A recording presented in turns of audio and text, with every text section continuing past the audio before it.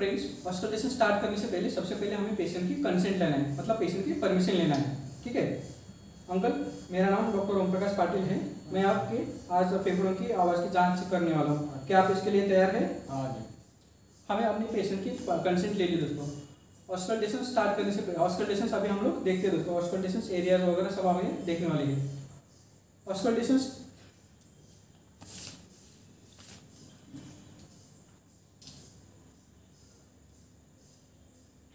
always auscultation start with your trachea. Always auscultation start with your trachea.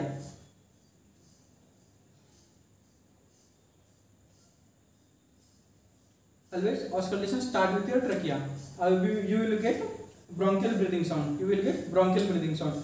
जब ये always start with your trachea, you will get bronchial breathing sound. ये trachea में कैसे bronchial breathing sounds सुनाई देते हैं। ये ब्रोंकियल ब्रीदिंग साउंड्स जैसे ही नीचे नीचे मतलब एयर फ्लो जनरेट होता है, जब लोअर लोब्स में एयर जनरेट होती है तो bronchial breathing sounds converted into vesicular breathing sounds. ठीक है, जो ब्रोंकियल ब्रीदिंग साउंड्स ये फिजियोलॉजिकली होगी। जब पैथोलॉजिकल कैसे होते हैं, पैथोलॉजिकली निमोनिया हो गया, कॉन्सोलिडेशन वगैरह हो गया, उसमें क्या होता है लोअर लोब्स लंग्स के कॉन्सोलिडेटेड रहते हैं। मतलब लोअर लोब्स लंग्स में कैसे अल्वेलाई में फ्लूइड वगैरह जमा रहता है कॉन्सल्टेशन में, उसकी वजह से उधर एयर एंट्री होती नहीं है, एयर एंट्री वहाँ होती नहीं है और वहाँ पे एयर जनरेट नहीं होता। इसलिए सिर्फ आवाज़ कहाँ आती है, फिर ब्रोंकियल ब्रीदिंग साउंड आती है। वहाँ पे वेसिकुलर ब्रीदिंग साउंड होती है कि नहीं होती, तब ये ब्रोंकियल ब्रीदिंग साउंड पैथोलॉजिकली रहते हैं दोस्तों।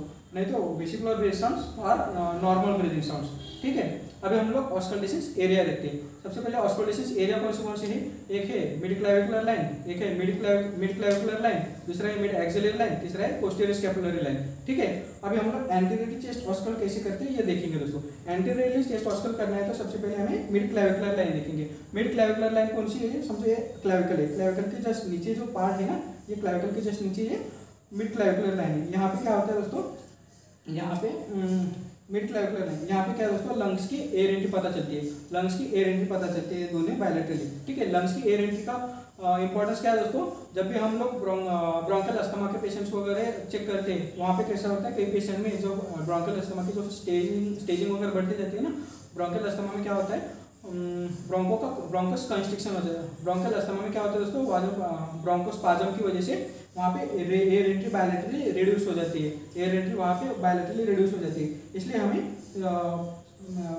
हमें मिड क्लैविकुलर लाइन में ये लंग्स के एयर एंट्री पता चलती है दोस्तों। ठीक है, लंग्स की अभी एंटीरियरली लंग कैसे एग्जामिन करते देखेंगे।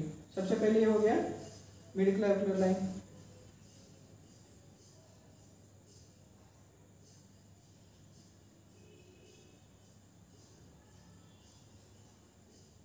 ये हो गया सेकंड पॉइंट, ये हो गया थर्ड पॉइंट।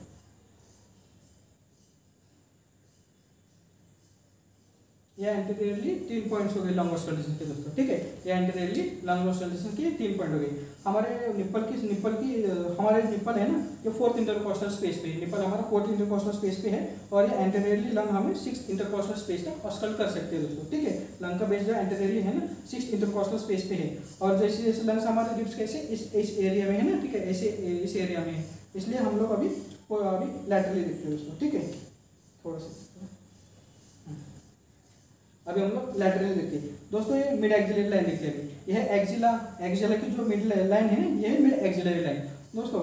ये mid axillary line, mid axillary line में हम लोग 6 to 8 इंटरकोस्टल स्पेस तक हम लोग ऑस्कल्ट कर सकते हैं। 6 to 8 इंटरकोस्टल स्पेस में हम लोग ऑस्कल्ट कर सकते हैं। ये एक्सिला के जस्ट नीचे मिड एक्सिलरी लाइन है। यहाँ पे दोस्तों राइट लंग्स की मिडल लोब ऑस्कल्ट करना है, राइट लंग का मिडल लोब ऑस्कल्ट करना है दोस्तों। ठीक है, मिड एक्सिलरी कैसे ऑस्कल्ट करेंगे हम फिर मिड एक्सिलरी।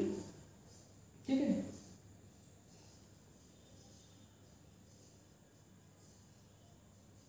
ये हो गया मिड एक्सिलरी लाइन। ठीक है, अभी हम लोग पोस्टीरियर साइड से लंग ऑस्कल्ट कैसे करते हैं ये देखेंगे दोस्तों। ठीक है,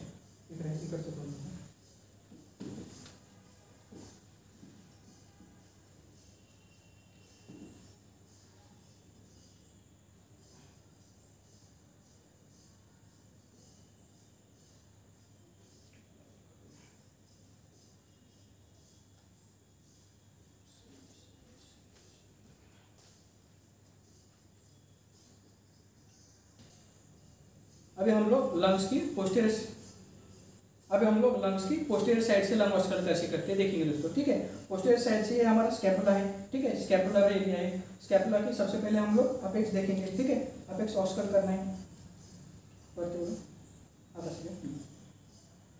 ये अपेक्स ऑस्कल्ट करें, 1 2 3 4, ठीक है।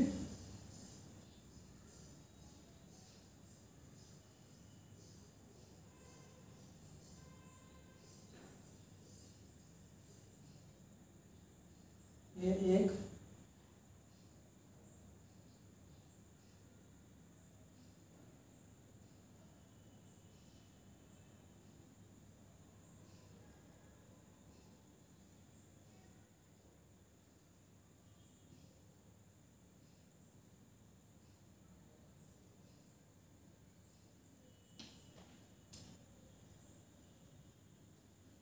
फ्रेंड्स, पोस्टीरियरली हम लंग्स को 10th रिप तक ऑस्कल्ट कर सकते हैं। पोस्टीरियरली हम लोग लंग्स को 10th रिप तक ऑस्कल्ट कर सकते हैं। पोस्टीरियरली हमें लंग्स में क्या देखना है दोस्तों, लंग की बेस ऑस्कल्ट करना है, लंग की बेस ऑस्कल्ट करना है, मतलब जो भी क्रेपिटेशंस वगैरह है, जो कोई प्लूरल रब वगैरह है, ये हमें पोस्टीरियरली लंग पे ऑस्कल्ट करके पोस्टीरियरली लंग बेस पे ऑस्कल्ट करना है दोस्तों, ठीक है। पोस्टीरियरली हमें लंग्स की क्रेपिटेशंस, लंग प्लूरल रब वगैरह ये सब एग्जामिन करने हैं दोस्तों, ठीक है। पोस्टीरियरली ये सब हमने कहाँ पे एरियाज एग्जामिन करने देखा दोस्तों, ठीक है। पुढे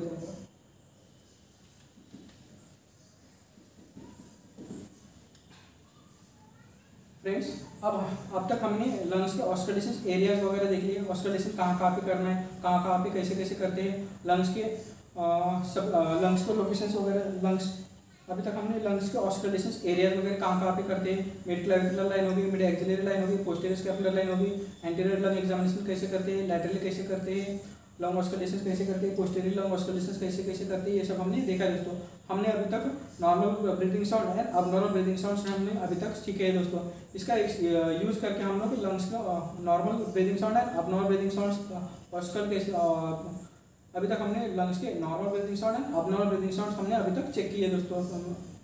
अभी तक हमने लंग्स के normal breathing sounds and abnormal breathing sound कैसे कैसे हैं, कौन से देखे दोस्तों। इसका यूज करके हमें अच्छी तरह से एग्जामिनेशन करके हमें डायग्नोसिस पे जाना है दोस्तों, ठीक है। इसलिए हमें प्रॉपर लंग ऑस्कलेशन कैसे है, normal lung sounds and abnormal lung sounds कौन से ये पता होना बहुत जरूरी है दोस्तों। इसलिए ये चैप्टर अच्छी तरह से हमें पढ़ना और अच्छी तरह से हमें ध्यान में रखना बहुत जरूरी है दोस्तों। और इसका क्लिनिकल यूज करके हम लोग उसका पेशेंट पे क्लिनिकली एग्जामिन करके और उसका डायग्नोसिस करके हमें ट्रीटमेंट अच्छी तरह से उसको ट्रीटमेंट देनी है दोस्तों। इसलिए चैप्टर अच्छी तरह से पढ़ना है दोस्तों। Thank you.